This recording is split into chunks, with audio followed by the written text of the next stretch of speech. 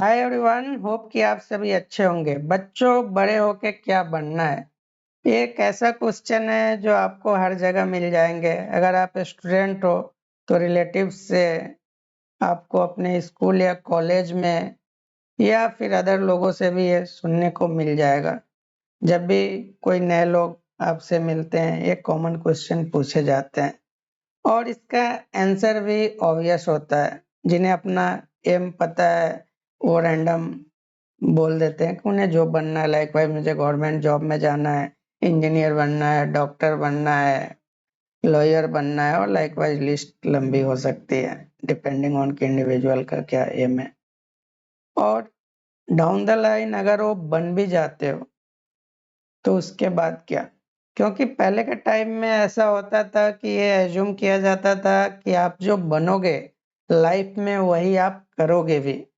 Example से इसे समझे तो अगर आप डॉक्टर बनोगे तो ये एज्यूम किया जाता था कि आप मेडिकल प्रैक्टिस करोगे।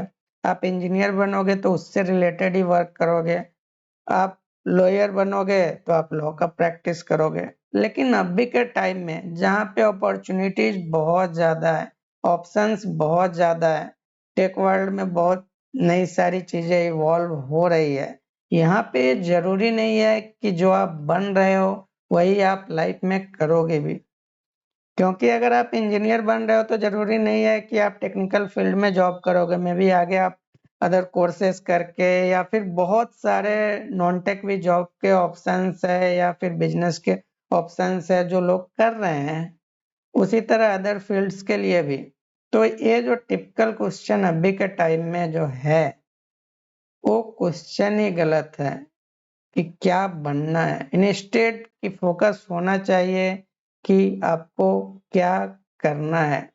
और ये खासकर मिडिल क्लास में, लोअर मिडिल क्लास में ट्रैप देखा गया है। क्योंकि जो पुअर क्लास में है उनके सामने तो इस टाइप का कोई इशू ही नहीं है। अगर कोई रिक्शे वाले का लड़का है या फिर कोई अदर लेबर है तो उसके पास तो कोई अदर ऑप्शन ही नहीं है। वो अगर आगे अपने एजुकेशनल जर्नी में अच्छा करता है तो उससे वो आगे चला जाएगा, नहीं करेगा तो लेबर क्लास का जॉब उसके पास तो है। तो इस टाइप का ट्रैप वहां पे नहीं है। लेकिन जो लोअर मिडिल क्लास है, जहाँ पे पहले से कुछ है, वहां पे ये बहुत ज्यादा प्रॉब्लमेटिक हो जाता है। क्योंकि पेरेंट्स या अदर्स एक्सपेक्ट करते हैं कि उस लेवल से वो ऊपर जाएगा। लेकिन वेल प्लानिंग नहीं होने के कारण जो लेवल है उसको भी वो बाद में मेंटेन नहीं कर पाते हैं। वो अपने एजुकेशनल जर्नी को अच्छे से प्लान नहीं करते हैं और बाद में ऐसा होता है कि जो कोर्स वो करते हैं उनका कोई मीनिंग नहीं रह जाता है। बाद में बहुत ज्यादा मेस हो जाता है। और इसको थोड़ा अच्छे से समझने की जरूरत है। क्योंकि जब मैं बोल रहा हूँ कि फोकस क्या करना है उस पे होना चाहिए, तो इसका एक्चुअल मीनिंग क्या है? एग्जाम्पल से इसको समझते हैं। अगर आप मिडिल क्लास से आते हो और मान लीजिए कि आपका गांव में या कोई छोटे शहर में अपना घर है, वहां पे सब कुछ लगभग सेटल है एक लोअर मिडिल क्लास के लिए जो होना चाहिए। और फिर वहां पे आप एम डिसाइड करते हो कि नहीं, मुझे ऐसा कुछ करना है कि बाद में मैं अपने शहर में ही सेटल हो पाऊं। तो उसके अकॉर्डिंग आप प्लान करोगे कि आपको कौन से कोर्स लेने हैं, वेदर आपको बिजनेस में जाना है, जॉब में जानी है, मे भी आपको वर्क फ्रॉम होम वाले जॉब्स देखने हैं या फिर ऑफिस के जॉब्स देखने हैं। उसी तरह डिपेंडिंग ऑन कि इंडिविजुअल क्या करना है डिफरेंट हो सकता है। मे भी किसी का चॉइस हो सकता है कि उसे मेट्रो सिटीज में ही जॉब करनी है, एक अच्छी जॉब करनी है, इस टाइप की जॉब करनी है। तो प्रेफरेंसेस की लिस्ट अलग अलग डिपेंडिंग ऑन हो सकती है।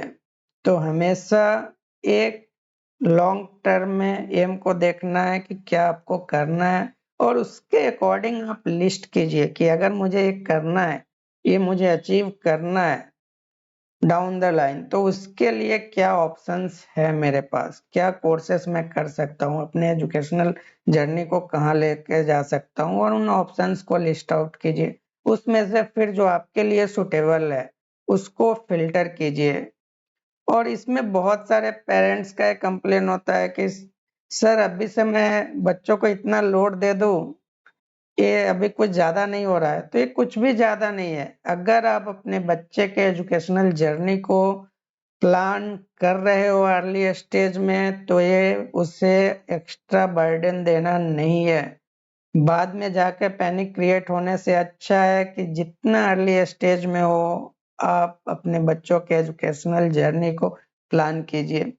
अगर आप ऐसे पेरेंट्स हैं या फिर रिलेटिव्स हैं या गार्जियन हैं जो ये नहीं समझ पा रहे हो कि ये सब कैसे होगा, तो मे बी आपके सर्कल में अगर कोई है जो एक्चुअल में वो हेल्प कर सकता है इससे रिलेटेड, तो उनसे कंसल्ट करने में कोई दिक्कत नहीं है। आप एक्सटर्नल हेल्प ले सकते हो, कंसल्टेंट की हेल्प ले सकते हो।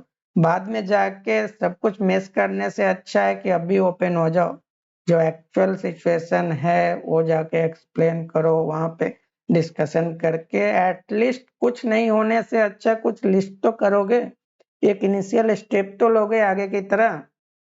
और जब वो हो जाएगा तो उसके अकॉर्डिंग आप प्रोसेस पे फोकस करोगे, आपका एजुकेशनल जर्नी स्मूथ वे में जाएगा। आपको पता होगा कि हर स्टेज के बाद कौन से कोर्स करने हैं, क्या नहीं करना है, सबसे इम्पोर्टेंट हो जाता है। क्योंकि मिडिल क्लास के पास पैसे का भी एक इशू होता है, और क्या नहीं करना है वो नहीं पता होने के कारण वो गलत जगह पे गलत एजुकेशन में पैसा ज्यादा वेस्ट भी कर देते हैं, तो उससे भी बच जाओगे।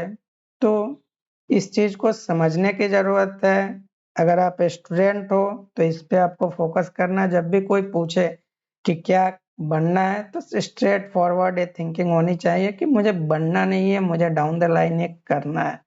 और वो कैसे होगा वो पूरा प्रोसेस आपको पता होना चाहिए। एज ऑफ नाउ इनिशियल में मे भी उतनी क्लियरिटी नहीं हो, लेकिन कैसे एक स्टेप लेना है कि अभी मुझे ये करना है, आगे का फिर मैं ऐसे एक्सप्लोर कर रहा हूँ।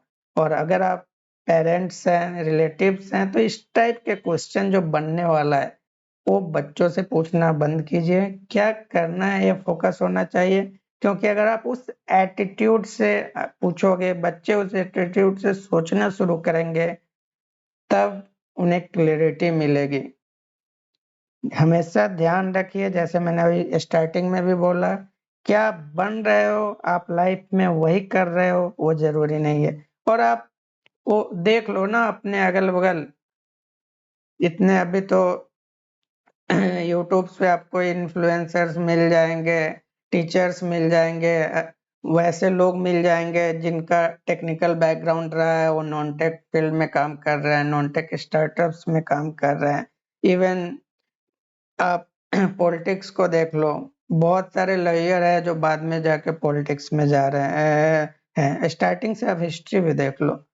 तो ये जरूरी नहीं है। आपको अपना एजुकेशनल जर्नी बहुत अच्छे से प्लान करने की जरूरत है, जिससे बाद में जाके पैनिक क्रिएट नहीं हो। कभी भी बाद में जाके पेरेंट्स को ये नहीं लगना चाहिए कि पैसा वेस्ट हो गया, सही जगह एफर्ट नहीं डाला, सही जगह इन्वेस्ट नहीं किया।